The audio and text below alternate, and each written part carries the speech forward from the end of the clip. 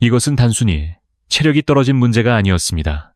그날의 모습은 사실상 질서의 붕괴였고 내부 권위에 대한 정면 도전과도 같았습니다. 중계석에서 경기를 지켜보던 데이비드 베컴이 던진 차가운 한마디는 출연진 전체를 침묵하게 만들었습니다. 이미 LAFC의 패배로 무겁게 가라앉아 있던 스튜디오는 순식간에 숨막히는 긴장으로 뒤덮였습니다. 그의 단어는 천사의 도시를 연고로 둔 LAFC 코칭 스태프가 내놓은 변명을 무너뜨린 데 그치지 않았습니다.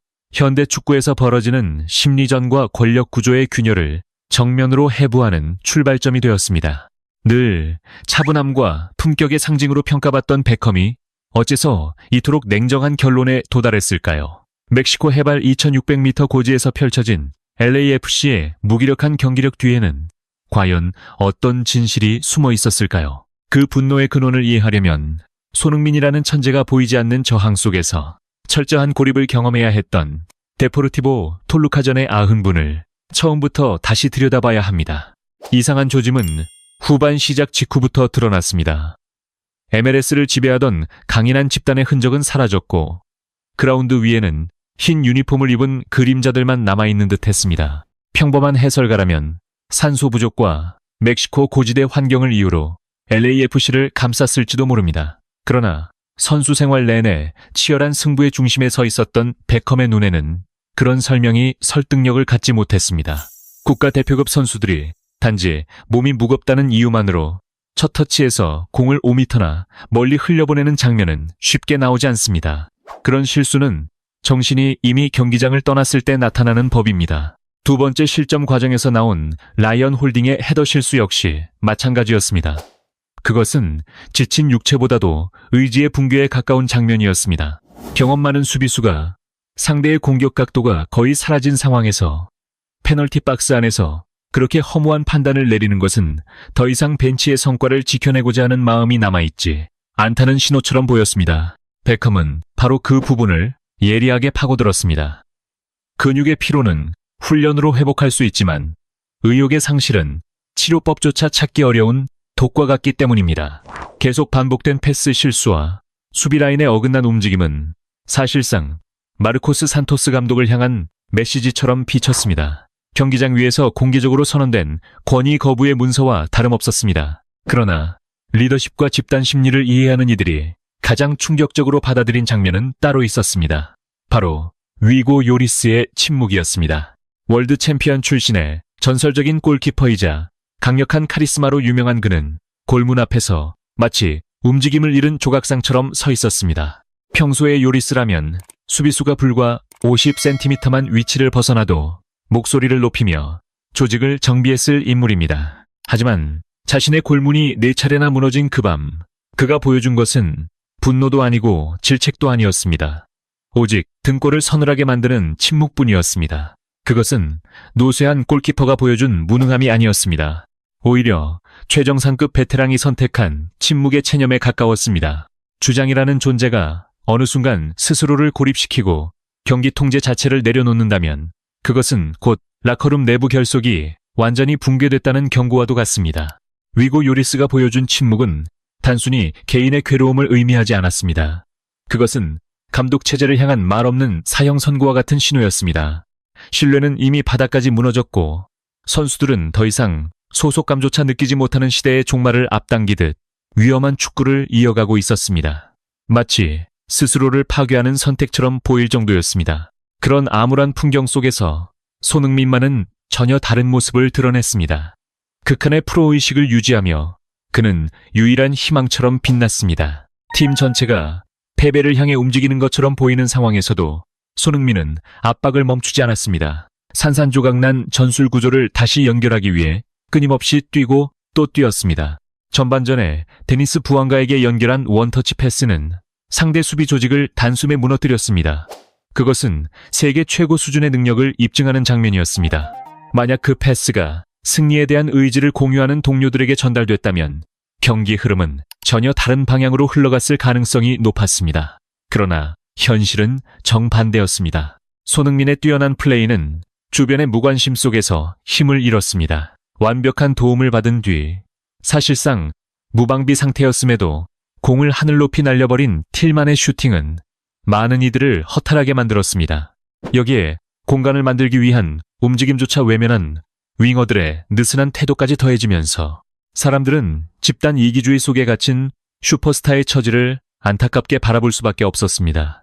이 경기에서 손흥민이 보여준 모습은 단순한 기술적 퍼포먼스를 넘어서는 의미를 가졌습니다. 그것은 일종의 윤리적 투쟁이었습니다. 아시아적 가치관과 유럽 최고 수준의 거친 경쟁 환경 속에서 단련된 시간들은 어떠한 상황에서도 자신이 입은 유니폼을 배신하지 않는 선수로 그를 성장시켰습니다.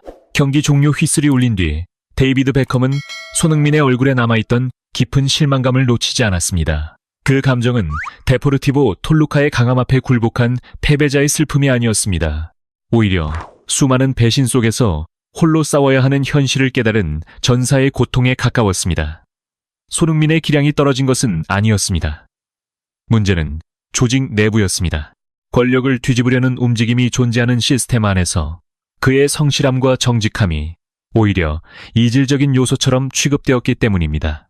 멕시코 경기장에서 드러난 손흥민의 외로움은 안에서부터 무너져가는 리더십의 잔해가 그대로 비춰진 장면이었습니다. 구단 운영자의 시선으로 경기를 바라본 데이비드 베컴은 마르코스 산토스 감독을 향해 거침없는 비판을 쏟아냈습니다. 그러나 그의 지적은 전술적 실수나 늦은 교체 결정에 머물지 않았습니다. 핵심은 사람을 다루는 능력, 즉 매니지먼트 실패였습니다. 진정한 명장은 완벽한 전술판을 설계하는 사람이 아닙니다. 경기장 위에선 선수들의 심장을 움직이고 그들의 신뢰를 붙잡아두는 사람입니다.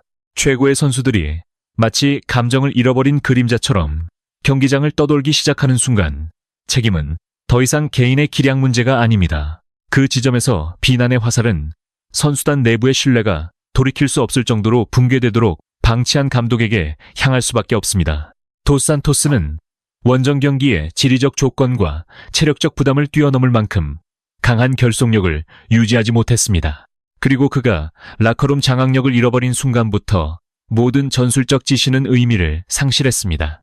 아무리 정교한 계획도 신뢰 없는 조직 안에서는 종이 한 장만큼의 가치조차 남지 않기 때문입니다. 대륙 정상에 오르겠다는 손흥민의 목표, 그리고 수백만 한국 팬들과 LAFC 팬들이 품었던 희망 역시 내부에서부터 부식된 시스템 속에서 처참하게 무너졌습니다.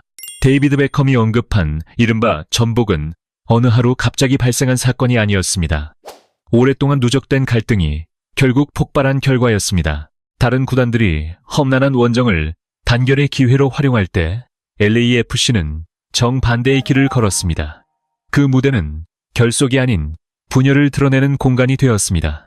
손흥민이 쉬지 않고 압박을 이어가는 동안 일부 동료들은 마치 산책하듯 움직였습니다. 그 극명한 차이는 현재 팀 내부가 어떤 상태인지를 가장 선명하게 보여주는 증거였습니다. 이 장면은 승리를 향한 열망으로 움직이는 슈퍼스타와 타협과 반발 속에 빠진 선수 집단 사이의 깊은 간극을 드러냈습니다. 34살의 손흥민은 여전히 명예와 열정을 위해 전력 질주하고 있었습니다. 반면 주변의 일부 인물들은 개인적 이해관계와 감독 체제를 흔드는 내부 갈등에 더욱 집중하는 것처럼 보였습니다.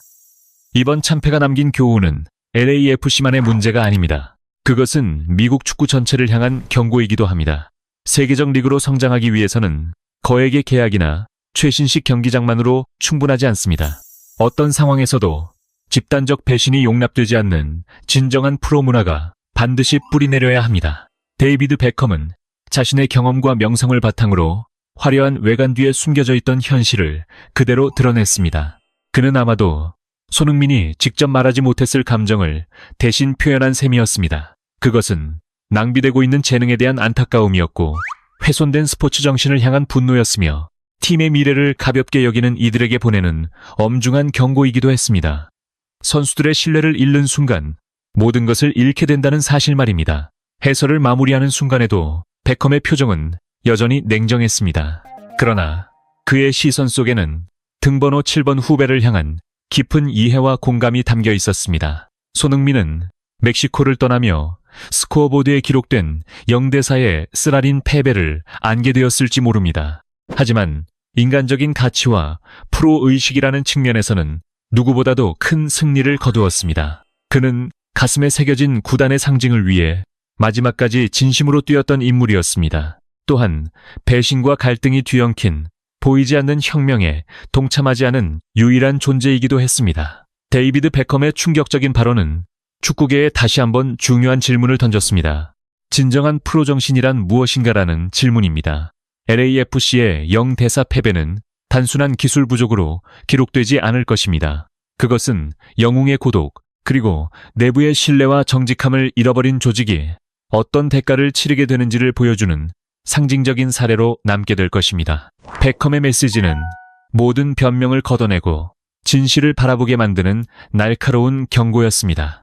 손흥민은 상대에게 완전히 패배한 것이 아니었습니다. 그가 맞서야 했던 것은 자신조차 원하지 않았던 권력 다툼의 소용돌이였으며 그 한가운데서 홀로 외롭게 싸워야 했던 현실이었습니다. 여러분은 이번 LAFC의 패배를 어떻게 바라보십니까?